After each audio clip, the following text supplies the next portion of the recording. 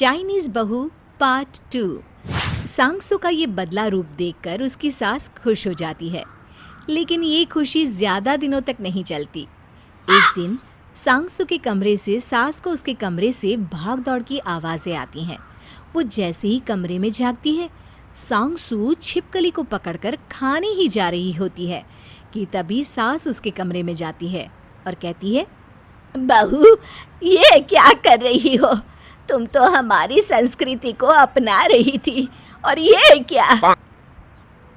सांगसू सास को सामने देखकर हैरान सी उसे देखती है और छिपकली मौका देखकर सांगसू के हाथ से निकल जाती है। चलो बाहर चलो, और अब तुम रसोई में नहीं जाओगी। मुझे तो लगा था तुम सुधर गई हो, लेकिन ऐसा नहीं है। नहीं मम्मी जी, मैं तो बस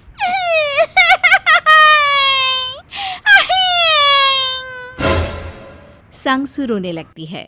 सास एक बार फिर उसकी भोली शक्ल पर बहल जाती है और सोचने लगती है कि वो क्या करे।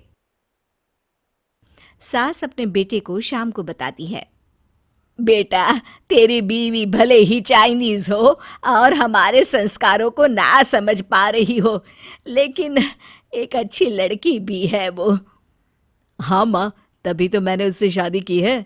देख बेटा, वो सब तो ठीक है, लेकिन अब इसके खान पान की आदत को कैसे छुड़वाए, यही बड़ी परेशानी की बात है। रहने दो ना माँ, जो खाती है खाने दो। इन लोगों को सुधारना वैसे भी हम इंडियंस के बस की बात नहीं है। सास को बेटे की ये बात चुभ जाती है। उसके अंदर का हिंदुस्तानी आत्मा जाग जाता है और वो खड़ी हो जाती है। अरे ऐसा कोई काम नहीं है जो हम हिंदुस्तानी नहीं कर सकते। तू भारतीय सास को चैलेंज ना कर। हाँ देख ले माँ, मैंने तो हाथ खड़े कर दिए हैं। मुझे तो उसकी हर आदत पसंद है। अरे पसंद के बच्चे, जो तेरी बीवी खाएगी वही तेरे बच्चे को भी खिलाएगी। अब सास सोच में पड़ जाती है। तभी उसे आइडिया आता है। वो अगले दिन सांगसू को बुलाती है और कहती है, देखो बहू, तुम तो अपनी आदतों से बाज नहीं आओगी, और ऐसी हालत में तुम्हें मैं किचन में जाने नहीं दूंगी। लेकिन देखो, मैं तुम्हारे स्वाद को समझ सकती हूँ। आज से ये सारे जानवरों का जो भी डिश रहता है ना, वो मैं ही तुम्हारे लिए बना दिया करूँगी, ठीक है? आपको बनाना आता है? ऐसा कोई खाना नहीं जो मुझे बनाना नहीं आता। तो रुक, आज मैं तुझे छिपकली बनाकर खिलाऊंगी। हाँ। सांगसू के साथ ही उसका पति भी सोच में पड़ जाता है कि माँ छिपकली कैसे पकाएंगी, लेकिन वो बोलता भी तो क्या। थोड़ी देर बाद सास प्लेट में छिपकली, टमाटर और प्याज के टुकड़े हरी चटनी के साथ लेकर आती है। प्लेट को सजा देखकर मुंह में पानी आ जाता है और सांगसू चपर चपर कर सारी प्लेट खाली कर देती है। ऐसे ही एक दिन सास उसे हरे हरे कीड़े तल कर देती है। वो उसे भी चाव से खा लेती है। अब क्या था, सांगसू के तो मजे ही हो गए। रोज वो बस जानवर का नाम लेती और सास उसे प्लेट में सजा कर खिला देती। ये बात सांगसू के पति को नहीं पच रही थी। एक दिन उसने कहा, माँ, तुम मुझे कितना प्यार करती हो। मैंने कभी नहीं सोचा था कि तुम मेरा घर बचाने के लिए ये सब भी बना सकती हो। सुन बेटा, कान खोल कर सुन ले। मैं हूँ तेरी माँ, और वो भी पक्की भारतीय।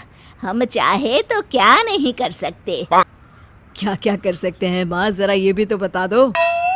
बेटा, जो तेरी बीवी स्वाद ले लेकर खा रही है ना छिपकलियाँ, वो दरअसल सोयाबीन है, जो मैंने स्पेशल सांचे में बनाई थी।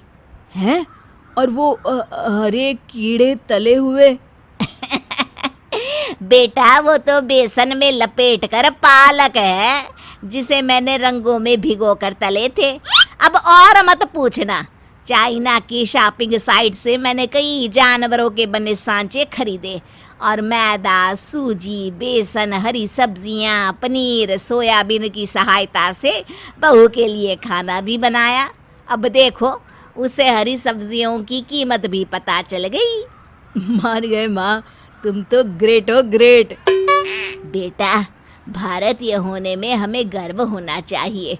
हमारी संस्कृति और खान पान किसी भी देश से सबसे ज़्यादा लाजवाब और पौष्टिक है, जिसे आज सारी दुनिया ने माना है। अच्छा होगा कि तू भी मान ले बच्चू। मान गया माँ, मैं भी मान गया।